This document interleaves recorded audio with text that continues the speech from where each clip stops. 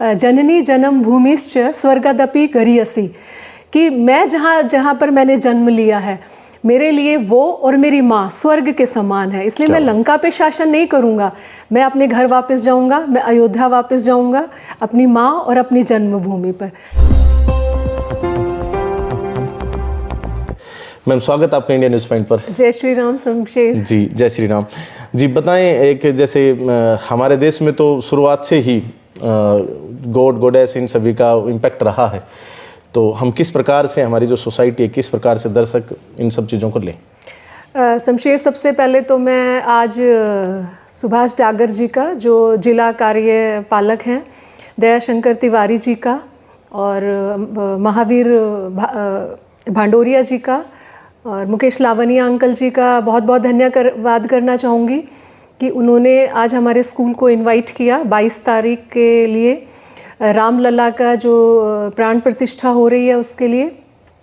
और मैं शमशेर आपको एक चीज़ बताना चाहती हूँ कि हमारा पूरा आरपीएस परिवार इस दिन को फिर से एक दिवाली की तरह सेलिब्रेट करना चाहता है, और हमारे ग्रुप का एक एक टीचर, एक एक पेरेंट, एक एक बच्चा जो है इस दिन हर कोई 5 दिए के साथ लगभग 2,51,000 दिए जलाएंगे। तो पूरा स्कूल में जलाएंगे? अपने घरों पर जलाएंगे। अपने घरों पर? हाँ, अच्छा, सभी अच्छा। अपने घरों पर जलाएंगे। और स्कूल में हम 108 कुंडलीय हवन कर रहे हैं। अच्छा। जिसमें बच्चे पार्टिसिपेट कर रहे हैं, टीचर्स भी पार्टिसिपेट कर रहे हैं। टीचर्स जो हैं वो एज ए कपल वहाँ पर हवन में उपस्थित होंगे, पेरेंट्स भी वहाँ पर उपस्थित होंगे, और महेंद्रगढ़ शहर से भी बहुत लोग वहाँ पर पहुँच रहे हैं।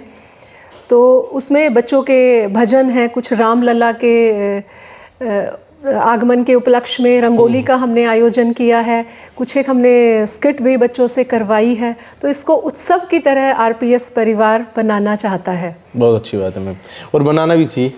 हाँ, बाकी इनसे बहुत कुछ सीखने को मिलता है। हमने इंट्रो में कहा कि कुछ सीखने को मिलेगा, तो क्या सीख सकते हैं? हाँ, मैं देखिए कहूँगी कि भगवान राम जो है उन्हें हम मर्यादा पुरुषोत्तम राम हमेशा कहते आए हैं। हम जब से मेरा जन्म हुआ है मैंने सुना है, और उनके आदर्श जो है मेरे जीवन में बहुत मायने रखे उन्होंने हमेशा। और मैं चाहती हूँ कि पूरा आरपीएस ग्रुप भी जो है उन्हीं आदर्शों को लेकर के आगे बढ़े।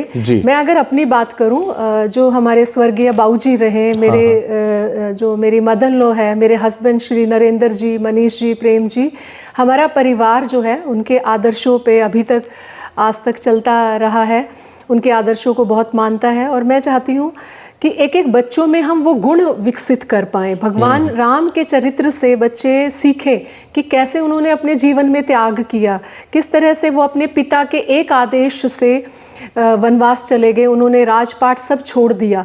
तो हमारे बच्चे सीख सकते हैं कि वो लालच ना करें, वो परिवार में बड़ों के सम्मान को सीखें, बड़ों का सम्मान हमें करना चाहिए। सही बात है। वो मतलब एक उनको सिंहासन मिलने वाला था पूरा, और रातों रात ही उनको वनवास मिल गया। सिंहासन को छोड़ करके और उन्होंने वनवास सिर्फ अपने पिता के एक बार कहने से ही उन्होंने वनवास जो और जो अभी आपने मेंशन भी किया कि जैसे लालच ना करे, तो वहाँ लालच भी नहीं था, क्योंकि उन्होंने पूरा मतलब आर्यवर्त के अपने आप त्याग की मूर्ति रहे हैं वो। तो हर बच्चे को उनके जीवन चरित्र से बहुत कुछ सीखना चाहिए। बिल्कुल, जीवन चरित्र में तो ये कहता हूँ मैम, कहीं भी मतलब कोई भी पूरा रामायण का कोई भी हिस्सा देख लीजिए, हर जगह ही मतलब बिल्कुल। जैसे कि एक हिस्सा मुझे बहुत पसंद है, मैं शमशेर आपसे शेयर भी करना चाहूँगी। जहाँ एक बार रामायण में हम पढ़ते हैं, भगवान राम ने जब लंका पे विजय हासिल करी तो विभीषण जी ने कहा कि भगवान आप यहीं रहिए, आप अयोध्या वापस मत जाइए, और लंका पर ही शासन करके यहाँ का सिंहासन आप संभालिए। तो भगवान राम ने एक बहुत सुंदर लाइन कही, मुझे पूरा मंत्र तो ध्यान नहीं है, मैं एक लाइन बोलना चाहूँगी, जननी जन्म भूमिश्च स्वर्गदपि गरीयसी, कि मैं जहाँ पर मैंने जन्म लिया है मेरे लिए वो और मेरी माँ स्वर्ग के समान है, इसलिए मैं लंका पे शासन नहीं करूँगा, मैं अपने घर वापस जाऊँगा, मैं अयोध्या वापस जाऊँगा अपनी माँ और अपनी जन्मभूमि पर। बिल्कुल सही बात है। तो श्री राम जी का कोई भी जीवन का हिस्सा अगर हम देख ले तो हर जगह से सीखने को मिल जाता है।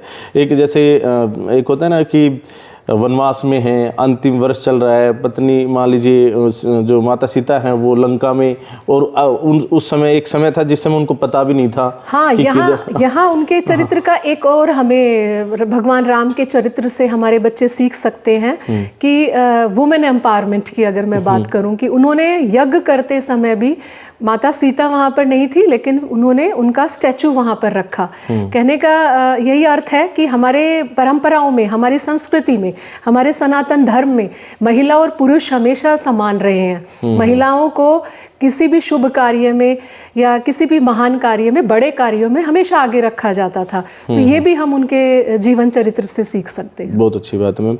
और यहाँ हम एक चीज़ और भी देखते हैं, जैसे हम कोई भी, आप तो वैसे महिला एंटरप्रेन्योर रही हैं, एक बड़ा आपने बिजनेस सेटअप भी कर रखा है, और आप एक शिक्षाविद भी हैं। आप देखेंगे कि वहाँ पर पैरों में कहते हैं कि खड़ाऊ भी नहीं थी, और वानर सेना, मतलब सेना के तौर पर वानर, और एक हारा व पराजित जैसे सुग्रीव राजा, और ऐसे ही मतलब एक सभी लोगों को इकट्ठा करके और फिर पुल निर्माण करके फिर वहां तक जाना, मतलब मिनिमम इनपुट पर मैक्सिमम आउटपुट। मैं तो ये कहूंगी कि वैसे देखा जाए तो भगवान राम का जीवन में सुख नहीं था कहीं भी जी। जैसे वो बड़े हुए, छोटे थे तो वो शिक्षा लेने के लिए वो जो है जंगलों में चले गए, क्योंकि वो शिक्षा कहीं ना कहीं, देखिए आज जो गवर्नमेंट शिक्षा एनईपी लेकर के आई है, वो गुरुकुल की शिक्षा को ही वापस लेकर के आ रही है कि आप किताबों से पढ़ाई करना ही जरूरी नहीं है, आप में जीवन मूल्य भी सीखने जरूरी है। जो भगवान राम ने महल को छोड़ करके जंगल में जाके सीखे थे। उसके बाद जो है वो उनको वनवास मिल गया, यानी कि पूरा जीवन तकलीफों से भरा हुआ था, लेकिन उन्होंने हर जगह पॉजिटिविटी फैलाई, वो पूरी टीम को साथ लेकर के आगे बढ़े। और आप जो मुझे क्रेडिट दे रहे हो, क्रेडिट मेरा नहीं है, मेरे परिवार का क्रेडिट पूरा जाता है आरपीएस को बनाने में। सबसे पहले तो बाबूजी का मैं कहूँगी, मेरे मदर लॉ का, मेरे ब्रदर लॉ, मेरे हस्बैंड और मेरे पूरे परिवार का योगदान है इस आरपीएस को बनाने में। और इसके बाद मेरी जो पूरी टीम है, हमारे पेरेंट्स, हमारे प्रिंसिपल्स, तो कहीं ना कहीं ये हम सब भगवान राम के चरित्र से ही सीख सकते हैं कि जिस तरह से उन्होंने सेना को, जबकि उनकी सेना एक कमज़ोर सेना मानी जाती थी, लेकिन उन्होंने युद्ध भी लड़ा रावण जैसे एक शक्तिशाली योद्धा से।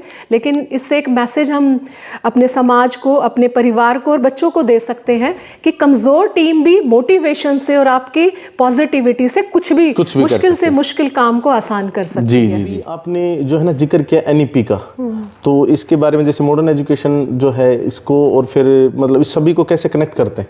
Shamsher, NEP is national education policy. ये पॉलिसी गवर्नमेंट इस बार स्कूली शिक्षा में क्रांतिकारी बदलाव लाने के लिए लेकर के आ रही है।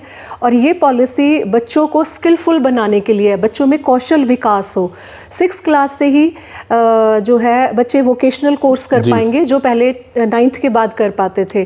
दूसरा, आर्ट इंटीग्रेशन को बढ़ावा दिया गया है कि बच्चा जो है सब्जेक्ट्स को कनेक्ट कर सके, आर्ट के साथ हिंदी भी कनेक्ट कर सके, आर्ट के साथ म्यूजिक भी कनेक्ट कर सके, और आर्ट के साथ मैथ्स को भी कनेक्ट कर सके। दूसरा, इस बार साइंस जो स्ट्रीम रहेगी उसमें साइंस के सब्जेक्ट नहीं पढ़ने की ज़रूरत है। आर्ट्स वाले बच्चे को, ह्यूमैनिटीज़ वाले को ह्यूमैनिटीज़ पढ़ने की ज़रूरत नहीं है। आप केमिस्ट्री को ह्यूमैनिटीज़ के साथ भी पढ़ सकते हो, इवन कॉमर्स के साथ आप फिजिक्स पढ़ सकते हो, ताकि बच्चा इंडिपेंडेंट भी बने, स्किलफुल भी बने। दूसरा, ये हमारी जो ट्रेडिशनल एजुकेशन सिस्टम रहा था, गुरुकुल सिस्टम, कहीं ना कहीं सरकार उसको भी बढ़ावा देना चाहती है, क्योंकि उसमें ह्यूमन वैल्यूज़, मोरल वैल्यूज़, नैतिक मूल्यों का समावेश होता था, और जो कहीं ना कहीं आजकल कम होता जा रहा है। तो उस गुरुकुल शिक्षा को ही वापस लाया जा रहा है। बच्चे जो हैं नैतिक शिक्षा को सीखे, कहानियों के माध्यम से, मैथ्स में वो नैतिक शिक्षा को सीखे, और इसके साथ साथ हायर एजुकेशन में बहुत कुछ है इसमें। जी। तो चलिए, वीडियो काफ़ी लंबा हो गया है, लोगों से क्या कहना चाहेंगे? जैसे अभी 22 जनवरी आ रहा है, तो क्या करें लोग, क्या? हाँ, मेरे महेंद्रगढ़ शहर के सभी लोगों से मेरी हाथ जोड़कर विनम्र प्रार्थना है कि इस दिन आप ज़्यादा से ज़्यादा दिए जलाएं, क्योंकि भगवान राम का जो चरित्र है, अगर उनसे हम थोड़ी सी भी बातें सीख लें तो हम एक अच्छे मनुष्य बन सकते हैं। हमें फिर से मानवता का पाठ हम सीख सकते हैं। और रामलला की जो प्राण प्रतिष्ठा सरकार द्वारा की जा रही है, ये बहुत ही अच्छा कदम है मानवता के लिए। जी जी जी, धन्यवाद।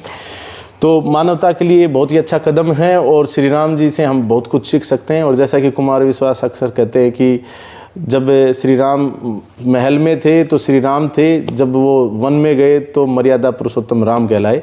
और मर्यादा एक ऐसा शब्द है जिससे आप बहुत कुछ सीख सकते हैं। काफ़ी कुछ हमने यहाँ पर कवर अप करने की कोशिश भी करी है, लेकिन रामायण एक बहुत बड़ा, आप कह सकते हैं, एक ग्रंथ भी था और एक बहुत बड़ा एक इस तरह का इवेंट था अपने आप में, जिसको सदियों तक अभी तक बुलाया नहीं गया है। और अब प्राण प्रतिष्ठा जो है 22 जनवरी को होगी। तो आज हम पवित्रा राव मैम के साथ थे। मैम बहुत बहुत धन्यवाद आपका।